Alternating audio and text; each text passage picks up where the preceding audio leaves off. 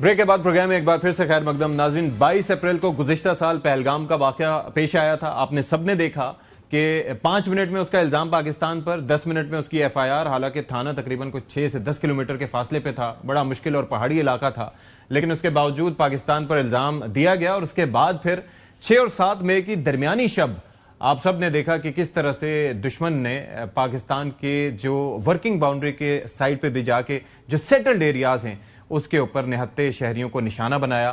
اور اس کے بعد جو پاک فضائیہ نے رسپونڈ کیا 6 اور 7 مئی کی درمیانی شب, اور پہلے جو فگر سامنے آیا تھا وہ 6-0 کا تھا, بعد میں وہ 8-0 ہو گیا, اور بعد میں 10 مئی کو جو ہوا اور پوری قوم نے جس طرح سے سیسا پلائی ہوئی دیوار کا منظر پیش کیا وہ سب کے سامنے ہے. تو ذرا بات کر لیتے ہیں. جناب خاور گھمن صاحب, گزشتہ سال ہم یہاں پر اسی پہ بات کر رہے تھے کہ جنگ ہوگی, کس طرح سے ہوگی, لیکن جس طرح سے ہمارا رسپانس تھا وہ دیٹ واز سیکنڈ ٹو نن. دیکھیں, ایک تو ہمیں میرے خیال میں بحیثیت قوم پرائم منسٹر مودی کا شکر گزار ہونا چاہیے. ہاں جی, انہوں نے ہمیں یہ موقع پرووائڈ کیا اور یہ موقع ہمیں ملا, اور پھر ہم نے اس کو بتا دیا کہ ہم کہاں پہ کھڑے ہیں.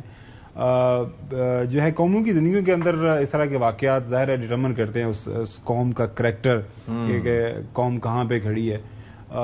ظاہر ہے اس واقعے سے پہلے تک جو ایک زوم میں تھا پرائم منسٹر مودی کے, ان کے پاس رافیل ہیں, ان کے پاس دنیا کی مارکیٹ ہے, ان کے پاس ساری دنیا کی سپورٹ ہے. جو ہی وہ پاکستان کے اوپر حملہ کریں گے اور ساری دنیا کی سپورٹ ان کے پاس آ جائے گی.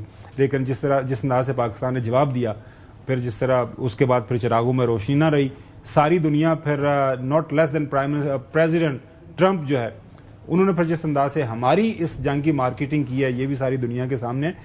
اور اس کے بعد سے ہم دیکھ رہے ہیں کہ پاکستان کا اسٹیچر اقوام عالم کے اندر کس طرح بڑا ہے, اور اس فاسٹ فارورڈ آج کی تاریخ میں انڈیا کہاں پہ کھڑا ہے. مطلب دنیا جہان کا جون سا مرضی میڈیا آپ لے لیں, واشنگٹن پوسٹ لے کے نیو یارک ٹائم تک, گارڈین, ایکسیس, جو بھی ہے اس پہ تبصرے یہی ہو رہے ہیں کہ پاکستان کی جو رائز ہے, چوہی صاحب, پاکستان جس انداز سے آگے اوپر مرج کیا اس واقعے کے. چوہی صاحب, یو اگری کہ ہمیں مودی کا تھینک فل ہونا چاہیے, شکریہ ادا کرنا چاہیے کہ اس نے یہ ایک حماقت کی اور اس کے نتیجے میں آج اس کی امبیرسمنٹ پوری دنیا دیکھ رہی ہے. ہمیں تو آل مائٹی اللہ کا شکر گزار ہونا ہے کہ ہم نے اپنے سے کئی گنا بڑے دشمن کو وہ سبق چکھایا کہ وہ ان کی ترجمان جو ہے ٹی وی پر آ کے کہتی کہ اب تو ہم جنگ نہیں بڑھائیں گے اگر اشفاق ستی صاحب بھی مان جائیں. وہ مس قریشی میری ہمدردی ہے اس کے ساتھ.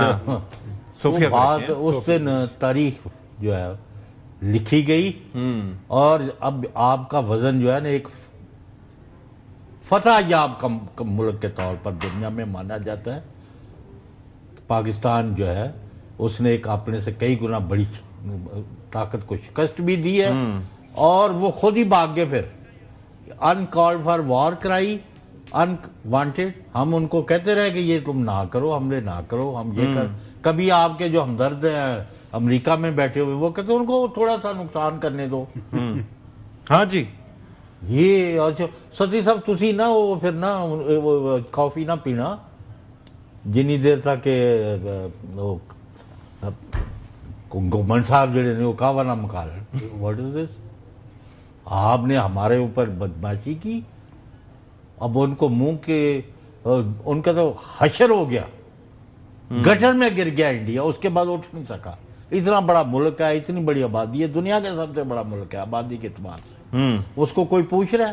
اس کے نیکسٹ ڈور جنگ اتنی بڑی ہو رہی ہے, اتنے بڑے واقعات ہو رہے ہیں. nobody is bothered to take India into confidence. بالکل ایسے ہی یار کو تسی بھی دسو. اس سیز فائر کے دوران آج نیو یارک ٹائم کے اندر ایک اسٹوری چھپی ہے کہ چائنا نے 26 ممالک کے مختلف ممالک کو کالز کی, انڈیا کا کہیں کوئی ذکر نہیں ہے جب یہ سیز فائر ایران اور یو ایس کی ہوئی, کیونکہ ظاہر ہے چائنا کا رول آپ دیکھ رہے ہیں جس طرح مرج ہو رہا ہے. حقیقت ہے کہ دونوں انڈیا اور پاکستان جنگ اور ایران امریکہ اسرائیل جنگ, ان کا 100% فائدہ اسلامی جمہوریہ پاکستان اور یہاں کے لوگوں کو اور یہاں کی فوج کو ہوا ہے. بالکل, ایرانی بھی جس طرح سے کلوز تھے ود انڈینز, آپ دیکھیں ان کا جو جہاز دینا تھا وہ وہیں پہ, اب وہ نام نہیں سن رہے. چابہار کے اندر جو ان کا ایک تعاون تھا, انویسٹمنٹ تھی, وہ اپنی جگہ تھی. تو کلبھوشن یادو جو ہے اس کا سارا وہاں سے پکڑا گیا تھا, اس لیول کی کوارڈینیشن. اب آئی ایم شیور کہ ان کی آنکھیں بھی کھل گئی ہیں, کیونکہ انہوں نے تو تعزیت تک نہیں کی تھی.